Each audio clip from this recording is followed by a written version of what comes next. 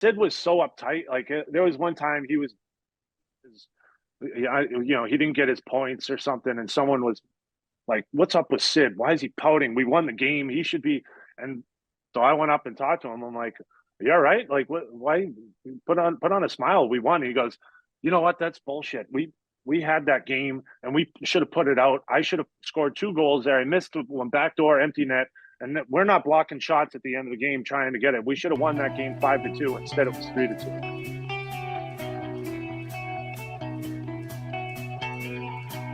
All right, Skillsy, '09, you are on the ice for one of the iconic plays, and your celebration is one of that it cannot miss. One that, of course, my kids love pointing out every single time that we see Flower diving across the ice in Joe Louis, stopping Nicholas Lidstrom while you're battling by yourself in front of the net. Just, that was one of the moments. Tell us through that shift and the timeout and being out on the ice for that, because it is one. It's one that everybody knows. And not everyone might recognize that Hal Gill was on the ice in that, but again, that's my proudest Hal Gill moment is watching you out there every time I see it. Eyes are on Lidstrom and Fleury on that one. The bodyguard save, it was. You know what? I think anyone who's been through a cup run, like you're just exhausted, and so that was it. That was like, if we can last like 12 seconds, we can win the cup, and it'll all be over. And where everyone's hurting, I remember thinking, if this guy shoots, I'm going to block it with my face, and hopefully they'll knock me unconscious, so I don't have to do the rest of this shift. But yeah, like that, I remember that puck went off of me, went back, it goes to the backside. So I'm looking, trying to get back into the play, trying to dive, do whatever I could.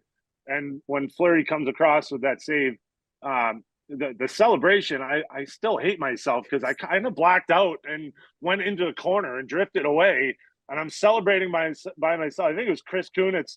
Thank God for Cooney. Cooney comes and runs over and jumps on me and brings me back into the conversation. But it was like I can't believe that didn't go in, and that would have put us to overtime. Which, I still think, like, how awesome would that have been to be in overtime in Game 7?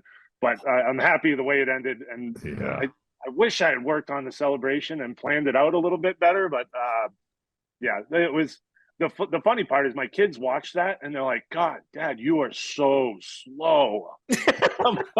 And you're so old. And they're looking at the goalie equipment was like, nowadays, it's a different game. And like, I don't think I went over the far blue line that whole series. It's just up to the blue and back. But that was a good run. That was a lot of fun. The party after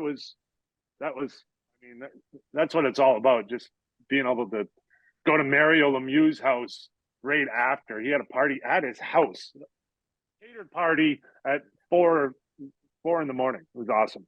And you guys got out of Detroit right away, right after the game? Gone? Yeah, we did the locker room thing, and then I remember being like exhausted, drunk, and getting on the plane. We had 2 planes, one for the families and one for us, so that was pretty cool to just be us on the plane. And then when we landed, there were shuttles going to Mario's house, and I'd get in this fountain first because I was kind of joking around. We were waiting to get in, and so I geared right down and jumped into his fountain. He's like, "We have a pool in the back, you jackass." You jumped in Mario Lemieux's fountain? Yeah, well, we were all hanging out in front waiting to get in. And well, of course I did. Yeah, this is what I did for most of my career in the National Hockey League. I followed this guy around. Well, we all heard that story. Like, everyone talked about that when I was growing up. It was the Pittsburgh Penguins losing the cup in the pool, and that was the story. It got lost at the bottom of Mario's pool, and it was like, I wanted to be part of that so bad, and so all we had at that point was a fountain. But that was a good time. That was like as epic a party as you'll ever have, and even icing on the cake that is Mario. Is there a Sid story that comes to mind from your experience in Pittsburgh? You talk about, there's been so much about Connor Bedard here, this next generational talent, but you look at Sid coming into the league almost 20 years ago. it's amazing how you think of all the hype, and we were all kind of there for it, but he probably even exceeded the expectations of what he was as a player, becoming one of the all-time greats. But is there anything that comes to mind, or a story that comes to mind? Stories about Sid, like no one's going to see this, right? Yeah, nobody's gonna see this. Yeah, let it Just bust. us. Yeah, let it We're in a bust. safe place. We're in a safe place.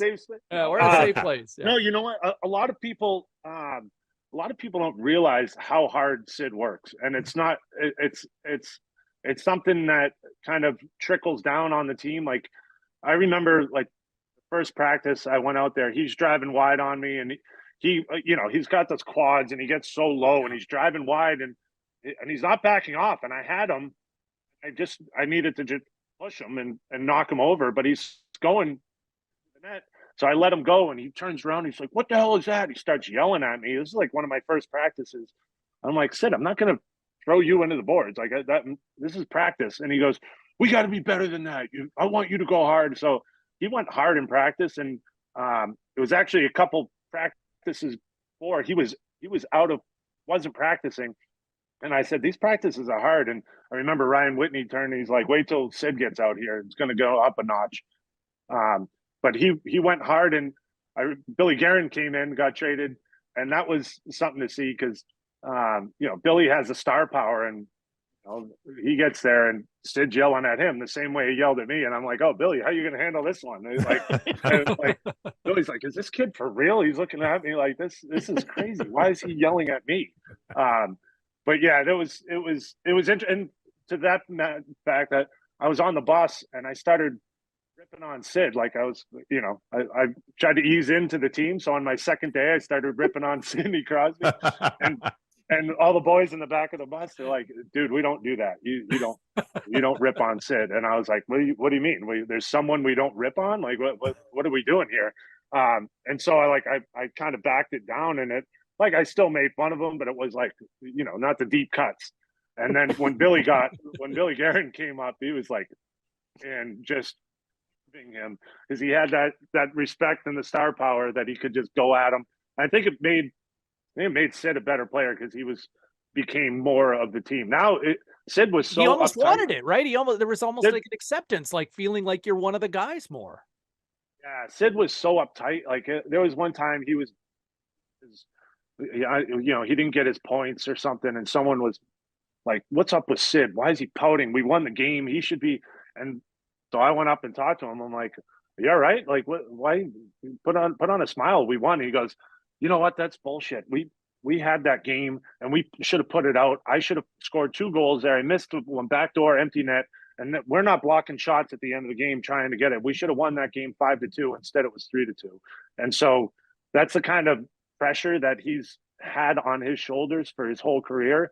And I think he's gotten a lot better. Like I've seen him on the road, and we'll go have lunch, and he relaxes and he talks. He used to be dialed in, like so structured and rigid.